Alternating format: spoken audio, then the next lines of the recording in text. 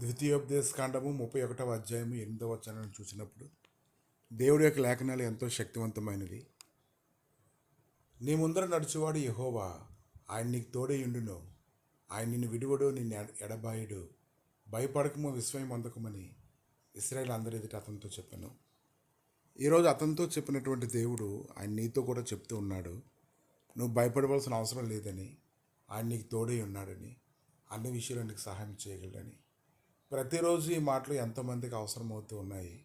అనేక మంది అనేక రకాలైనటువంటి సమస్యలను బట్టి పీడించబడుతూ ఉన్నప్పుడు ప్రతి రాత్రి కూడా దేవుడు ఆదరణకరమైనటువంటి మాట మాట్లాడడం అది ఎంతో సంతోషాన్ని కలిగిస్తూ ఉంది. కనుక ప్రపంచం అంతట్లో కూడా దేవుడి యొక్క మాట కొరకు ఎంతోమంది ఎదురు చూస్తూ ఉన్నారు. వారందరికీ ధైర్యపరచడానికి, బలపరచడానికి దేవుని యొక్క వాక్యం ఉంది. ఆ వాక్యం మన యొద్దకు వస్తూ ఉంది. దాన్ని బట్టి దేవుణ్ణి అధికంగా మనం స్తుతించాలి. ఆమేన్.